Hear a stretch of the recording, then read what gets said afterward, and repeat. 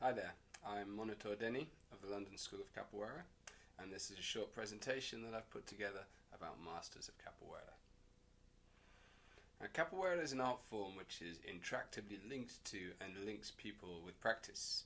And whilst there are books and systems and albums of music describing and documenting the art form, it's an art which exists mainly in its practice, in the rodas de capoeira and the academias, the schools, where it's passed on to people, from people, between people.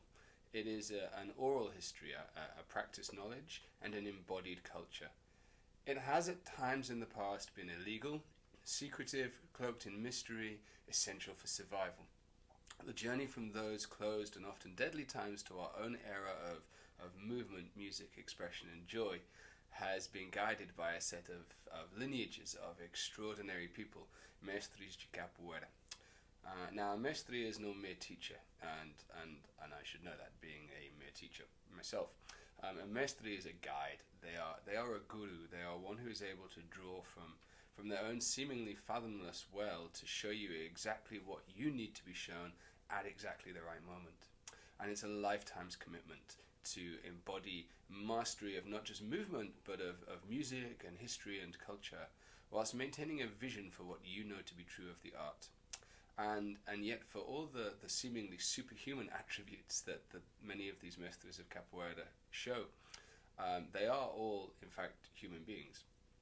And rarely, if ever, have capoeira masters become particularly rich off their work, or all of them have had to supplement their teaching with other jobs. Many have lived very humble lives, and their stories are painted as much with the dark as with the light, the full spectrum of human experience, from passion and love to bitter disappointment. And through those stories, they've given the world something remarkable. They've given the world an art form which has never been formally, singly codified, and has thus always been able to grow and adapt to the different eras of the last few centuries. Now, I'm going to look at a few masters from the last 120 years in four stages. We're going to talk about the legendary masters, and then the historical masters, and the generation that followed those, the children of the Velha Guarda, and finally the contemporary masters, the masters of our times. As Mestre Marco wrote in his song, "Si é lenda ou história, pero Lenho já cantou, uma luta de Angola africana criou." So we start with Mestres Lenda. So these are the masters of legend, and of course we're going to start with Besouro Manganga, who lived from 1885 possibly to 1924. Now, Besouro Manganga was a famed bandit from Santa Amaro in Bahia. Born in the Recôncavo 5 years before the outlawing of slavery. This is the sugarcane producing area.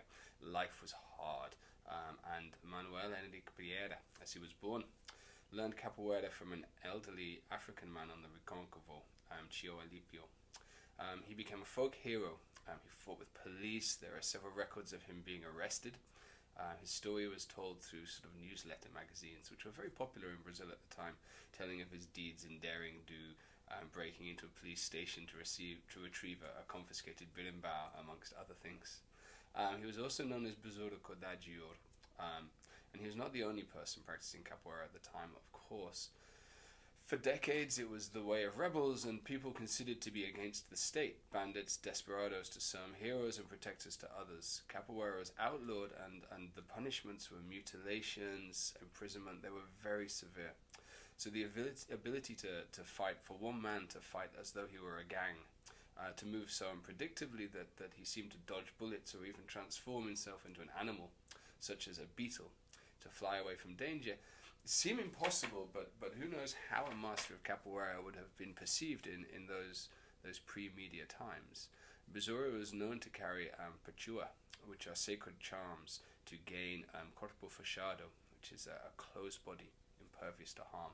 He wasn't killed until he was finally executed in an elaborate act of betrayal, a magic ritual involving a palmwood knife, a ticum.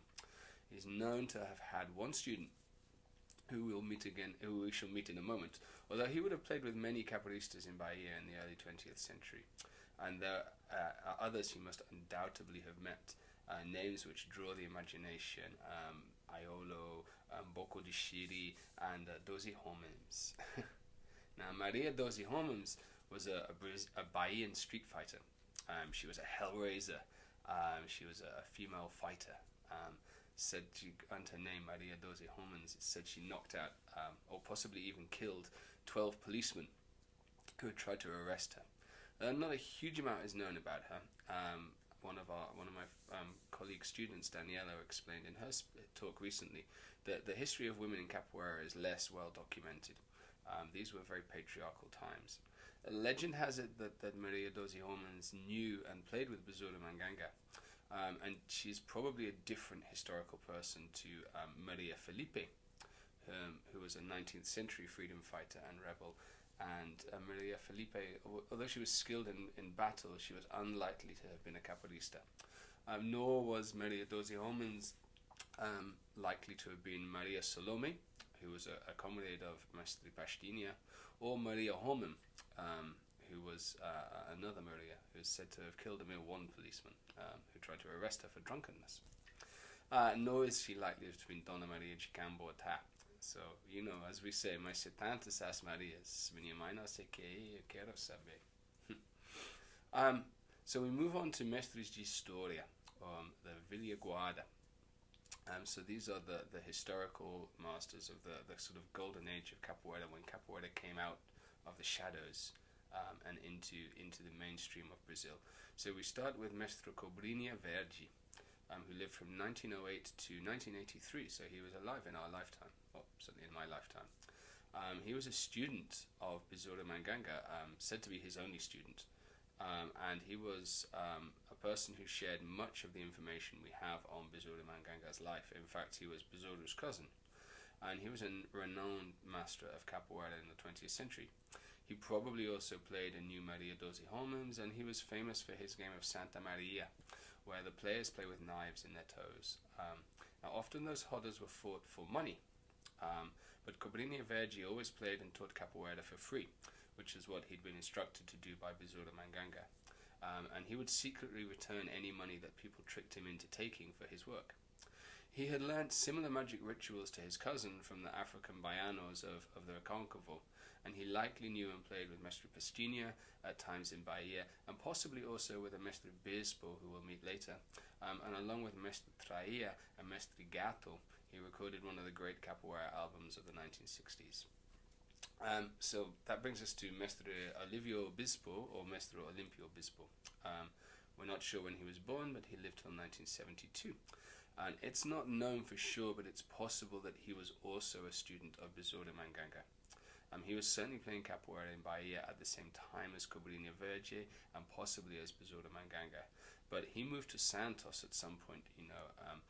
Brazilian economy of that time was very much based around people traveled for work. People traveled to where there was work, where the labor was, where the manual labor was, and Santos is a huge port city in Brazil. So people would have migrated in search of work to go there. At some point when he was in Santos, he began to lead a small group of very talented capoeiristas in a neighboring island called Guarujá. And this is a very interesting moment for us at the London School of Capoeira for two reasons. Firstly, because it shows us that capoeira and capoeiristas were not confined to Bahia, that they had moved out of Bahia and all over the country. But also that one of his students was Mestre Sombra, and we will meet Mestre Sombra in a moment. So our next historical master is Mestre Bimba, who lived from 1899 to 1974. He was born in Salvador to a large and poor family, possibly with 24 children. He worked at the docks from a young age along with his father, who was a Batuque champion. Batuque is a sort of kicking fight which was popular in the early 20th century, and it's likely that Mestre Bimba may have incorporated some of the techniques into his work. He learned capoeira at the age of 12 from a Captain Bichino at Salvador docks. The art form was severely repressed, as we said, but as Brazil moved into modernity, Mestre Bimba had a vision to claim capoeira's place as a contemporary fighting form of equal weight to jiu-jitsu and the Asian martial arts, which were growing in popularity in Brazil. So he named his style Capoeira Regional da Bahia. and one can hear and see a kind of pared back modernity in the Mestres recordings, and even in the minimalist way he sets his roda with just a berimbau and two panderos. He tells his tales in his song a lot more curtly than his contemporaries, and his movements were trained with repetition and precision. So in demonstrating the art form to the governor of Bahia in 1930, he was able to show the worth of the art and spent the next 25 years teaching the police, the army, even gained presidential recognition in the 1950s. But sadly, his hope that the art form would be transformative to the poor of Bahia was never really fulfilled, and bitterly let down, he moved to Goiânia, after the youngest of his students, Oswaldo, in a move that angered the other filhos de Bimba, and he died in poverty in 1974. In 1978, a group of his former students brought his remains home to Salvador to rest in the birthplace of Capoeira Regional. And of course, the other master we always speak of when we speak of Mestre Bimba is Mestre Pastinha. Pastinha lived from 1889 to 1981. On seeing him bullied by older boys, an African master, Mestre Benedito, taught a young Pastinha some capoeira in Pelourinho, which is a neighborhood of Bahia. Not only was Pastinha able to return later and defeat those bullies, but even at a tender age he had the wisdom and respect to also become friends with them. In fact, one of them became his best friend for many, many years. He opened his own Academia Capoeira Angola in the 1940s, and he opted to professionalize the art form with a uniform in the yellow and black colors of his football team, Ipiranga, with whom he'd once trained. He became one of the most renowned capoeiristas in Brazil, and his name is one of the few which have echoed down the ages. But again, it was a bitter end. He dedicated to capoeira all his life. He was eventually evicted from his academy by the government, who were claiming to need to renovate the building, but really it seems more like they were trying to gentrify the neighborhood. They turned his building into a restaurant, and they disposed of his lifetime's collection of African and capoeira instruments. And Pastinha died blind and penniless a few years later. So, as the song goes, quando Pastinha morreu, toda Bahia chorou. Other notable mestres from that era, we have Mestre Siozinho. Siozinho was a legendary capoeira martial artist. He lived from 1891 to 1962. He was possibly from Santos, but he moved to Rio, where he trained in a number of different fighting forms. He once killed a donkey with his bare hands, although it was an act of kindness. It was an injured donkey. And his students gave a variety of performances in the 1950s and 60s showcasing capoeira alongside other fighting forms. There is some controversy around Mestre Siozinho. There were times when he turned his back on the art form or claimed that the capoeira practiced in Bahia was inferior to that practiced in Rio. We also have Mestre Valdemar from 1916 to 1990, who was known for the quality and the beauty of his game, and a real humility which kept him unknown beyond capoeira circles until much later in his life. And also for the beauty of his painted berimbau. In fact, it's said that the tradition of painting berimbaus started with him. He considered many of the secrets of the earlier, more magical age of capoeira to be guarded and worthy only of those whose study was lifelong. And then there was Mestre Leopoldinha from 1933 to 2007, who was a contemporary of Pastinha and Bimba, known for promoting the old arts, malandro and malicia, and capoeira carioca. So we have this generation, this golden age of capoeira masters from the 1930s, 40s, and 50s, who really brought the art form forwards into modernity. Now the generation that followed them, the filhos dos mestres, were in many ways, I mean, it's hard to carry a legacy on to another generation. And although there are some extraordinary masters from this age, there's a sense among some in capoeira that there was a lot of potential never realized in that generation. But there are some extraordinary capoeiristas from that generation. we have Mestre João Pequeno and Mestre João Grande, who are the two students of Mestre Pastinha, who carried his legacy forwards. So Mestre João Pequeno lived from 1917 to 2011. He moved to Bahia in the 30s as a teenager, escaping a drought and poverty in Paraíba. He initially trained with Mestre Barbosa before he joined Mestre Pastinha and became a world-renowned capoeirista. And along with João Grande, he was one of the disciples who took Mestre Pastinha's legacy onwards and resurrected his Mestres Academy a few years after Pastinha's death. Mestre João Grande was born in 1933 and is still with us. He was a greatly admired capoeirista. He trained with Mestre Cobra Verde and João Pequeno before being taken on as a student of Mestre Pastinha's. And he toured the world a lot, extensively. He took capoeira to Africa, to Europe, to the States, and really moving the art form into a global consciousness. He appeared in many films. After Pastinha died, he retired from capoeira. So great was the bitterness at the end of Mestre Pastinha's life. But eventually was talked into restarting and was invited to teach and demonstrate at the Schomburg Center in Harlem in New York, and liked it so much. In the 1990s, he settled there and opened his academy in New York, which is still being run today. And there was Mestre Accordion, who was a student of Mestre Bimbas, Bira Almeida. He's gained international recognition for promoting the art form. He was born in 1943. He's still with us. He took capoeira to the west coast of the States in 1978.